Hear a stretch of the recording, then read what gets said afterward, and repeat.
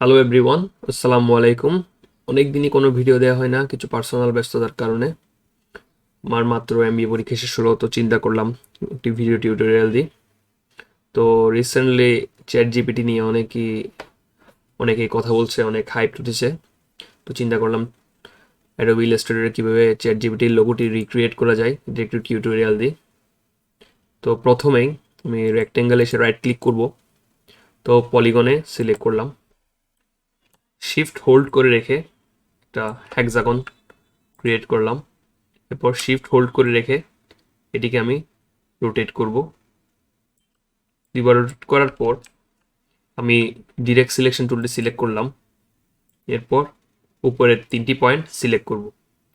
Select করে এটিকে shift hold করে রেখে একটু উপরে তুলে নিব এবং রাউন্ডনেস যতটুকু সম্ভব হাইয়েস্ট বাড়িয়ে নিব। এরপর সিলেকশন টুল দিয়ে সিলেক্ট করে স্ট্রোকে গিয়ে স্ট্রোকটি প্রয়োজন মতো বাড়িয়ে নিব। এরপর এটিকে আবার সিলেক্ট করব। সিলেক্ট করে প্রথমে ও প্রেস করব, ও প্রেস করে এন্টার দিব। এন্টার দিলে আমি এখানে রিফ্লেক্টর অপশন পাবো। আমি হরিজন্টালটি সিলেক্ট করব, প্রিভিউ দিব। এখানে কপি দিলে আমার নতুন একটা অবজেক্ট ক্রিয়েট হবে এবং ওকে দিলে আগের যে অবজেক্টটি আছে ওটাকে জাস্ট রিফ্লেক্ট হবে। যেহেতু আমার আরেকটা নতুন কপির প্রয়োজন, তো আমি এর জন্য কপি দিব।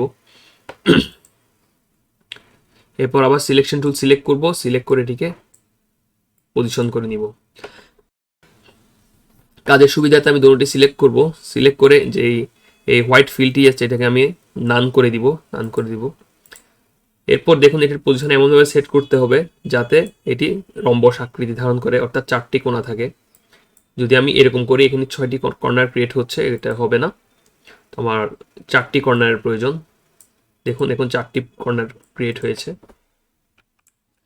এরপর আমি ডিরেক্ট সিলেকশন টুলটি সিলেক্ট করব।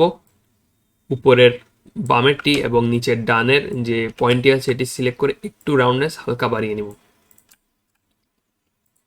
এরপর আবার পলিগন টুলটি সিলেক্ট করব, সিলেক্ট করে শিফট হোল্ড করে রেখে একটি হেক্সাগন ক্রিয়েট করব। এটিকে আমি ফিল কালার দিব ব্ল্যাক। আবার আগের মতো শিফট হোল্ড করে রেখে রোটেট করলাম, রোটেট করে এখানে এসে বসিয়ে দিলাম। যখন এটি প্লেস করব দেখতে হবে যাতে দুটি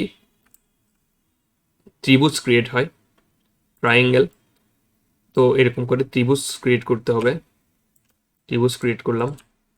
এরপর এই দুটি সিলেক্ট করব, সিলেক্ট করে অবজেক্ট, এক্সপান্ড অ্যাপিয়ারেন্স, আবার অবজেক্ট, এক্সপান্ড, এই দুটি সিলেক্ট করে কন্ট্রোল জি দিয়ে গ্রুপ করলাম। গ্রুপ করার পর আবার তিনটি সিলেক্ট করব, মাঝখানের অবজেক্টটি সিলেক্ট করব, horizontal align centre, vertical align centre দিলাম। এরপরে এটি সিলেক্ট করব, এই গ্রুপটি সিলেক্ট করে আর প্রেস করব, আর মানে রোটেট এন্টার দিব। যেহেতু আমার 6টি অবজেক্টের প্রয়োজন, তো আমি 360কে 6 দিয়ে ভাগ করলে 60 করে আসে। যেহেতু দুটি অবজেক্ট এখানে গ্রুপ করা আছে, তাহলে দুটি 60 একসাথে হয়ে 120 হবে। এটা জাস্ট বুঝিয়ে দিলাম কেন আমি 120 দিয়ে রোটেট করছি। যদি একটি থাকতো তাহলে আমি 60 দিয়ে করতাম। তো আমি আবার কপি দিব, কপি দিলে নতুন একটি কপি ক্রিয়েট হচ্ছে। এরপর আমি আর রোটেট করার প্রয়োজন নাই, আমি জাস্ট কন্ট্রোল ডি দিলেই নেক্সট রোটেটটি হয়ে যাবে। এরপর আমি সবগুলো সিলেক্ট করব, সবগুলো সিলেক্ট করে শিফট হোল্ড করে রেখে মাঝের যে হেক্সাগনটি ক্রিয়েট করেছিলাম ওটিকে আমি ডিসিলেক্ট করে দিব। শিফট হোল্ড করে রেখে একটি ক্লিক করলেই হবে। এরপর সেই বিল্ডার টুলটি সিলেক্ট করব। মনে রাখতে হবে আমি অল্ট হোল্ড করে রাখবো। আমি যদি অল্ট হোল্ড করে রাখি দেখবেন এখানে একটি মাইনাস চিহ্ন চলে এসেছে, আর যদি অল্ট ছেড়ে দিই দেখবেন প্লাস। আমার প্রয়োজন মাইনাসের, তো মাইনাস হোল্ড করে রেখে জাস্ট 3টি উপর থেকে 3টি অংশ আমি রিমুভ করে দিলাম। সেম এখান থেকেও 3টি, এদিক থেকেও 3টি, এভাবে আমি 3টি রিমুভ করে দিব। এরপর মাঝখানের এটি সিলেক্ট করে আই প্রেস করব, আই প্রেস করে আমি আইড্রপার টুল দিয়ে একটি কালার সিলেক্ট করব সুবিধার্থে। তারপর এটি আমি জাস্ট একটু রিসাইজ করে নিলাম। এরপর আবার সিলেক্ট করব, সিলেক্ট করে শিফট হোল্ড করে রেখে মাঝখানের অবজেক্টটি শিফট চেপে ধরে ডিসিলেক্ট করে ইউনাইট দিয়ে আমি ইউনাইট করে নিলাম। এরপর আবার সবগুলো সিলেক্ট করব, সেই বিল্ডার টুল অল্টার হোল্ড করে রাখবো এবং বাড়তি অংশটাও কেটে দিব। এরপর যদি আপনার মনে হয় উইথের একটু প্রয়োজন, একটু বাড়ানোর প্রয়োজন, তাহলে আমি অবজেক্টে যাব, অবজেক্ট, পাথ, অফসেট পাথ। তো আমি প্রয়োজন ভেদে একটু বাড়িয়ে কমিয়ে নিতে পারি। ধরুন এটা 9 দিয়ে আমি যদি প্রিভিউ দেখার প্রয়োজন প্রিভিউ অন করে দিলাম, ওকে দিলাম, আর বাকি অপশনটি ফেলে দিলাম। তো দেখুন লোগোটি ক্রিয়েট হয়ে গিয়েছে।